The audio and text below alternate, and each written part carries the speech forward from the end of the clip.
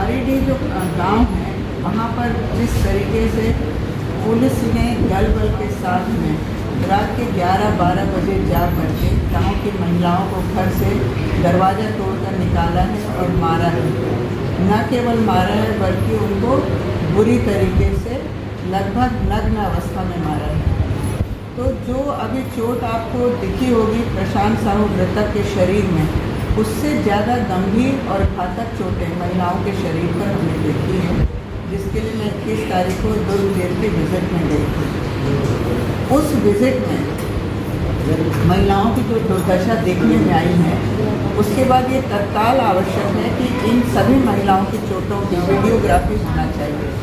और सभी महिलाओं ने ये भी बात कही है कि जिन पुलिस वालों ने मारा है वो पुरुष पुलिस वाले भी हैं, महिला पुलिस वाले भी हैं, उनको हम पहचान सकते हैं। तो उनकी एक आइडेंटिफिकेशन परेड होनी चाहिए। ऐसे बहुत सारे बिंदु हैं। एक तो डिटेल्ड रिपोर्ट नहीं है, हमने अभी केवल जो रिकमेंडेशन के पॉइंट थे वो पॉइंट ही अभी आपको प्रेस में हमने रिलीज़ किए हैं। वो सभी पॉइंट पर हमने जांच की मांग किया है, क्योंकि वास्तव में जो राज्य शासन ने मजिस्ट्रियल जांच की बात कही है वो रघुनाथ साव के घर के अग्निकांड के मामले में जांच कर रहे हैं। इन निर्दोष महिलाओं के साथ में जो मारपीट हुई है इसकी जांच के लिए राज्य शासन ने कोई कार्रवाई शुरू नहीं की है और ना ही घोषणा की। लोगों को गुमराह करने का प्रयास मात्र है।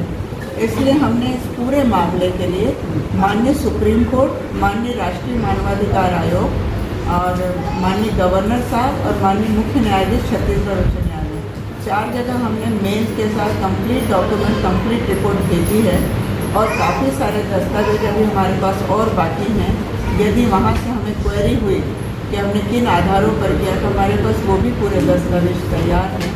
अब हमारी तो सिर्फ ये गुजारिश है इस मामले में शीघ्र कार्रवाई हो, क्योंकि जेल में जो पीड़ित और बंदी महिलाएं हैं उन सबको ऐसी दवाएं, इंजेक्शन सब दिए जा रहे हैं ताकि उनके घाव जल्दी हील हो जाए, उनके निशान देखने ना मिले।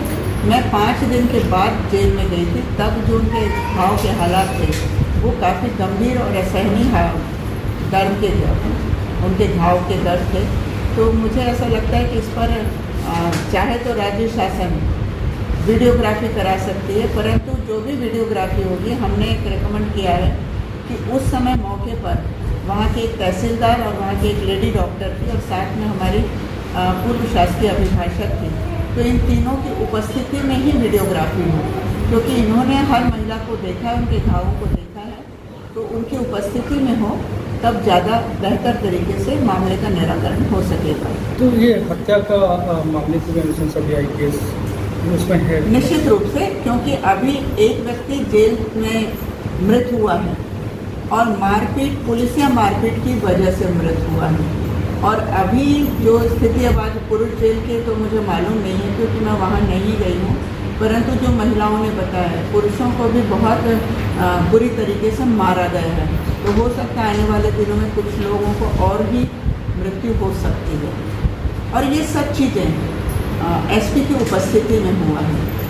मुझे जहाँ तक पता चला है, मैं उसके बारे में बहुत श्योर नहीं हूँ, परंतु एसपी एक दिन पहले गांव में गए थे बिलावती के, और उस समय उन्होंने जिन लोगों से मिसबिहेव किया और जो उनको रिप्लाई मिला उससे उपजे बदले की वजह से और दूसरा किसी राजनीतिक एंगल की वजह से। इसलिए मैंने ये भी रिकमेंड किया है कि दिनांक 14 सितंबर से लेकर के 20 सितंबर तक तत्कालीन जो एसपी थे उनके पर्सनल मोबाइल और उनके शासकीय मोबाइल, उनकी लोकेशन ट्रेस किया जाए कि उन्होंने किससे और कब बातें की और कब उन्होंने इस घटना को अंजाम दिया।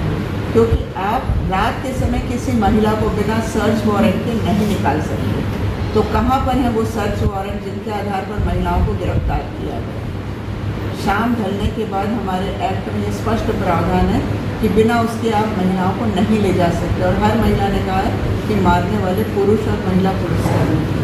तो बहुत सारी चीज़ें हैं जो दबाई जा रही हैं और कहीं ना कहीं तत्कालीन एसपी और पुलिस वालों को बचा करके उपकृत और किया जा रहा है।